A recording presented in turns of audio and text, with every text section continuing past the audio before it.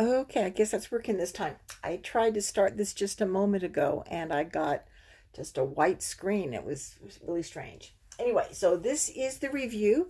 I tried to get everything on the board at one time so that I wouldn't have to be holding you guys captive while I erase and rewrite. I think it's all fairly legible. Okay, so there are 8 sentences.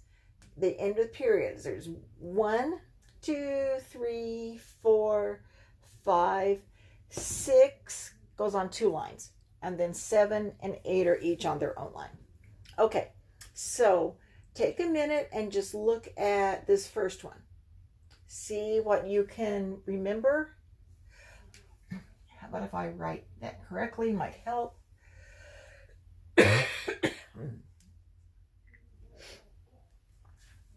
Okay, someone's name that we know pretty well. Moshe. Mem Shin He.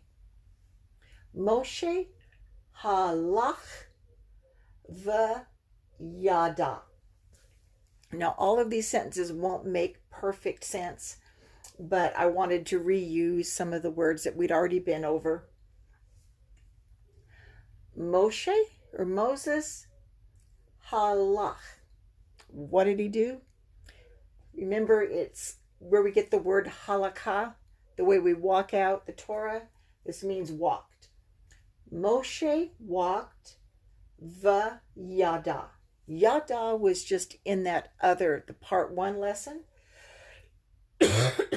when we talked about the verse in Ezekiel. Moshe walked and he knew. It doesn't say what he knew here, but just he walked and he knew. Second one, give you a minute to look at it, see what you can sound out and remember.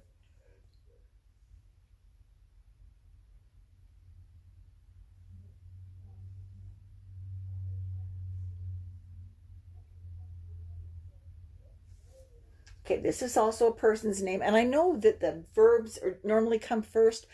I did them this other way. You'll find them this way as well. I think more often the verb is first and then the subject, but you can find it either way. So I did it this time on purpose, kind of more like we're used to thinking in English. Devorah. Devorah or Deborah. And do you remember what a Devorah is? It's a honeybee. So Devorah, and what did she do? Yashva v'yarta. This will be new. See what you can figure out. Okay, so Deborah, Yashva. This is the 3-letter root right there. Yashav. And it means to sit. But when it's a feminine verb, it ends with a hey, and the vowel markings change a little bit. It's not yashava, it's yashva. So that means she sat. Devorah sat, I did it again. And what else did she do? Now this is a new word. When we talked about the word to see, and I said that ra'ah was masculine, but when it came to the feminine, we already had a hey on the end. And so it didn't do much good to add a second one, and you won't find heys together on the end of a word. So to make it feminine, they added a tav in the middle. Here is the tav. This is the same thing. So the root, because that's and, the vav, ya, ra, and she taught. Devorah or Devorah sat and taught. This is from Yara. Okay, number 3.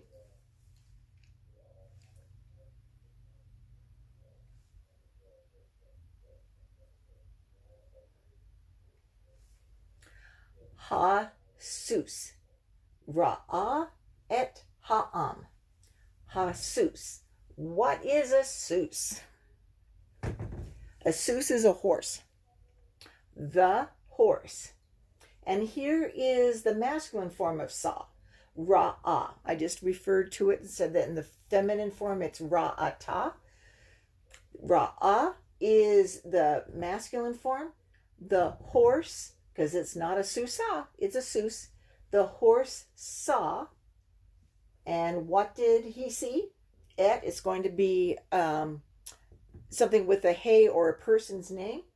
Et ha'am. He saw the people. And that doesn't just mean a group of people milling about. It's more like a people in the sense of a culture, a nation, an established group. So the horse saw the people. Hasus ra'ah et ha'am. Okay, fourth one.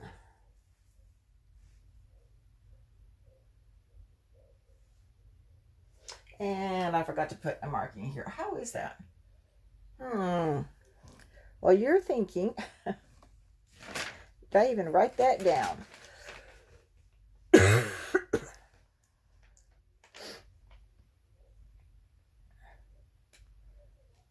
It doesn't look like I did. Well, I'm going to assume it's that. Might be that. I think it's the first one. I think. Okay. This one you probably recognize. Elo, because there's the O sound. Elohim. Bara. Jeepers, Robin. Tahur. No, it's not Tahur. It's Tahor.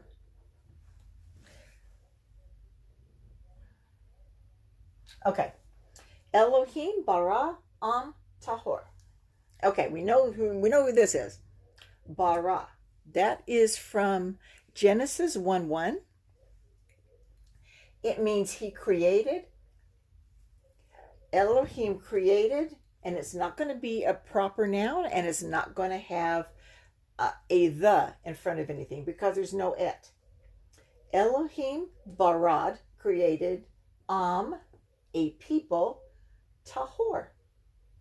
So he created a clean people, ritually clean people. And I was saying in the other video that to me this has hor in it, so I get confused, but you know what? I can think of it different now. Change the sounds around and you have Torah. It's not the same. Oh my gosh. So if you guys learn from this, it will be the hand of God and a miracle, because it sure isn't going to be me. Okay. What was that? Like that? Tahor? Okay, it's supposed to be a tet.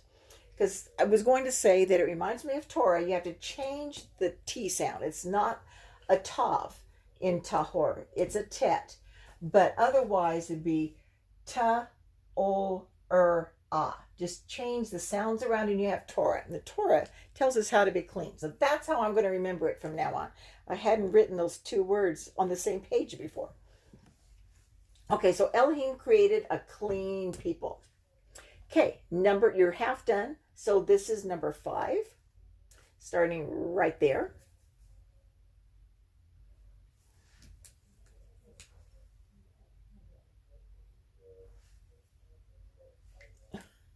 I did it again. I meant, jeepers. I'm just going to write that word over again. I'm so glad I have you guys here to help keep me straight. Who knows what I would do? Okay. So we're going to see that's the same word. Oh, I need a period.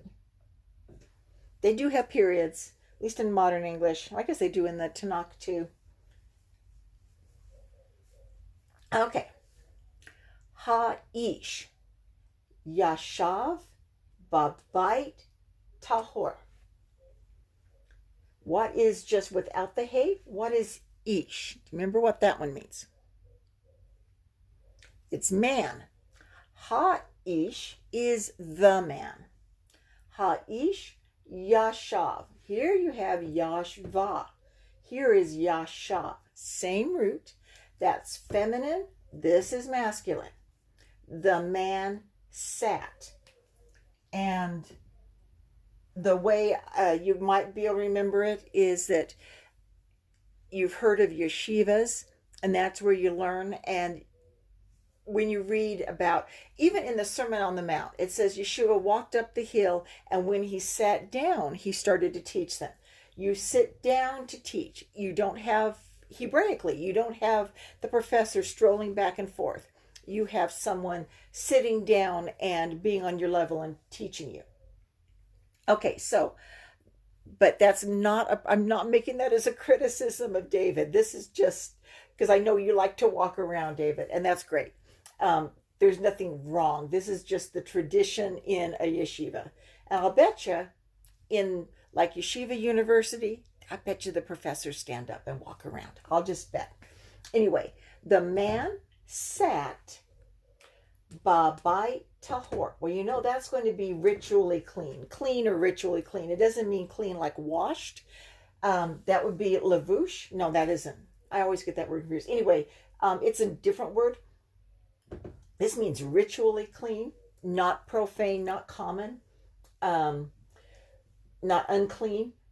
So the man sat, Beit, should remember that one, and that should have that in there. Sorry about that. Okay, the man sat, and when it has the ba and the line under it, ba, that's in the house clean. So the man sat in the ritually clean house. Rabbis had come and checked it. The priests had checked it. The sa'arat was all gone. It's pronounced clean. Okay, so now we're on to number 6. And this takes 2 lines. I couldn't quite get it all in one. I scrunched most of the others, but that one was just too big.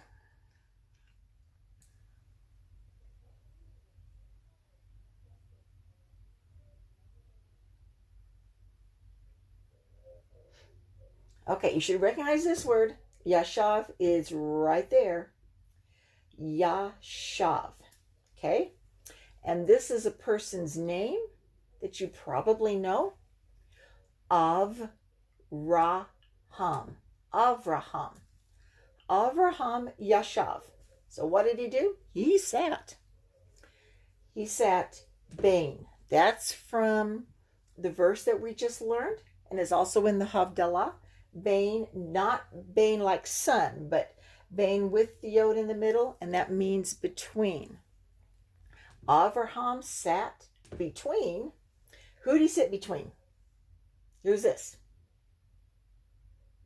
This has the dot over the left end, so it's not a sheen, it's a seen. Sa sound, not sha.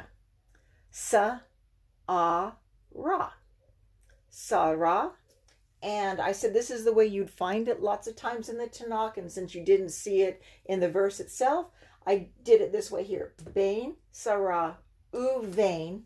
And again, that's an u and a va. It's not babain. It still means this. But you use the bain twice, this time with the vav in front of it. It changes to an u sound, and this one becomes a vet. So Avraham yashaved between Sarah and, actually it says and between, but it would be Sarah and Hagar. So he sat between the two of them. Okay, 2 more. This one, number 7.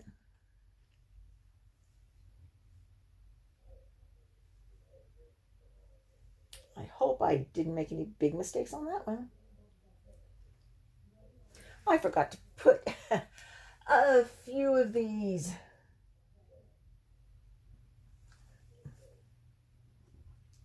Oh. So you know how to pronounce this person's name.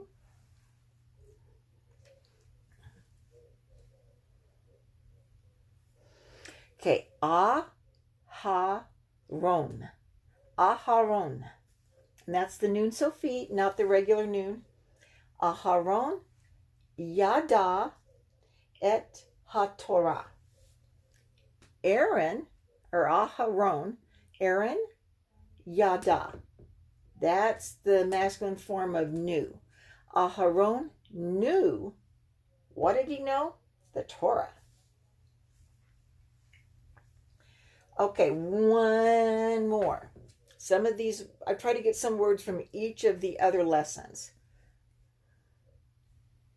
And I don't think we've done Hagar before. I think that's new. I wish I would quit putting just one dot.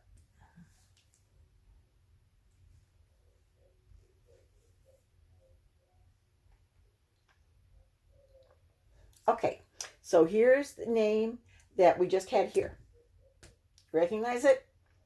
Hagar. Ra'ata. Was that already in here someplace? Maybe not. Hagar, Ra'ata, Par, the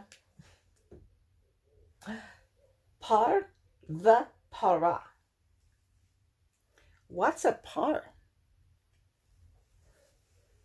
It's a bull and a cow. It's not the bull and the cow. There's no hay at the beginning. And so I don't have the et because it's not a cow and a bull named certain people. It's just a cow and a bull. So Hagar, Ra'ata, that's saw, the feminine form. Ra'ah are the three letters, and the tav is there in the middle to make it the feminine form. Hagar, Ra'ata, Par, the para, bull and cow. And we would add a. Hagar saw a bull and a cow. Okay, I think that's it for this time around. We'll get into more of the words in the Havdalah next time. Shalom, have a good week.